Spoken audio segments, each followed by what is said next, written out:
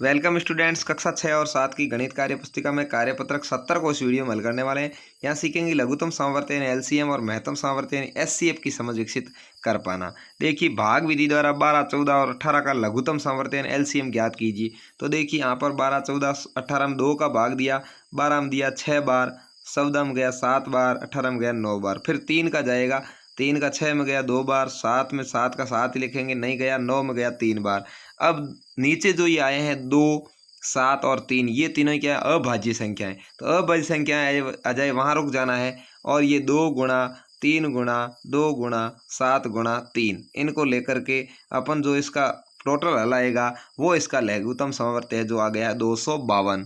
तो ऐसे ही अपन याद करेंगे 77 का, 88 का और 132 का। देखिए 2 का भाग दिया 77 का 77, 88 के आधे 44, इसके हो गए 66। फिर 2 का भाग दिया 77 के 77, यहाँ 22, यहाँ 33। अब 11 का दिया, यहाँ 7, यहाँ 2, यहाँ 3। तो यहाँ पर देखिए 7, 2 और 3 ये अभाज्य संख्याएं आ गई, और इधर की ये अभाज्य संख्या है। सबका आपस में गुणा किया तो आया 1848। ये इसका लघुत्तम समवर्ती है।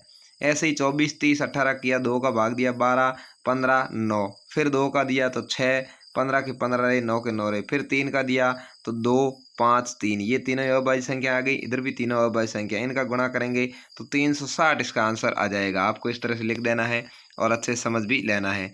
आगे देखिए चौथा है 135, 120 और 90 का। तो इसका भी मैंने इस तरह से हल किया है, आप देख सकते हैं आराम से। और इसका जो आएगा लघुत्तम समवर्ती आएगा 1080। ऐसे ही 35, 60 और 75 का किया है, तो इसका गुणा करेंगे तो 2100 यानी 2100 इसका लघुत्तम समवर्ती आ रहा है। यानी 2100 वह छोटी छोटी संख्या है जिसमें 30, 60 और 75 तीनों का पूरा पूरा भाग जाता है।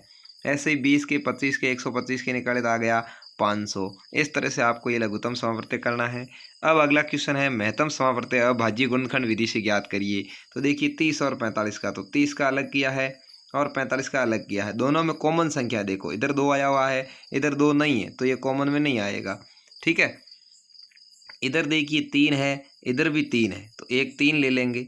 ठीक है, इधर का 5 है, इधर भी एक 5 है, तो 5 ले लेंगे। इधर अकेला 3 है, इधर नहीं है, जोड़े में नहीं लेंगे। 2 इधर जोड़े में नहीं लेंगे। 3 गुणा 5, 15, 15 इसका मत्सब आ जाएगा, महत्तम समवर्ती आ जाएगा। इस तरह से आपको करना है। 16 और 24 का देखिए, 16 किए, 24 के किए। इधर 2 है, इधर 2 है, एक 2 ले लीजिए। इधर भी दूसरा 2 है, फिर 2 का जोड़ीदार बैठा, यहाँ 2 ले लीजिए। ये 2 है, इसका जोड़ीदार बैठा, ये 2 ले लीजिए। इधर 3 है, इधर 3 नहीं है। ठीक है, तो ये नहीं लेंगे। तो यहाँ पर ये देखिए 2 के कितने जोड़े आए, 3। 2 गुणा 2 गुणा 2, तो 2 दूने 4, 4 दूने 8। इसका महत्तम समवर्ती क्या आ गया, 8 आ गया। इस तरह से आपको ज्ञात करना है।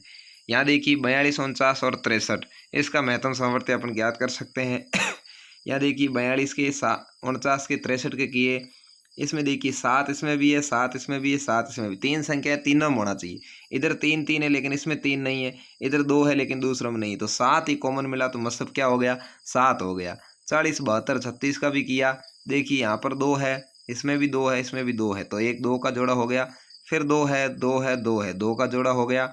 फिर यहाँ 2 है, 2 है लेकिन यहाँ नहीं है, इसलिए 2 नहीं आएगा। 5 इधर नहीं है तो नहीं आएगा। 3 इधर है लेकिन इधर नहीं है तो नहीं आएगा। तो 2 दूने 4 इसका मत्सब आ जाएगा। तो इस तरह से आपको मत्सब निकालते समय ध्यान रखना है कि 2 संख्याएं तो दोनों में वो गुणनखंड में हो, और 3 संख्या तीनों में हो, उसको ही लेना है। जबकि लसब लेते समय अधिकतम संख्याओं को लेना है। तो इस तरह से ये था कार्यपत्रक नंबर 70, जिसमें एलसीएम और एचसीएफ निकालना आपने सीखा। उम्मीद है आपको अच्छे से समझ में आया होगा। धन्यवाद।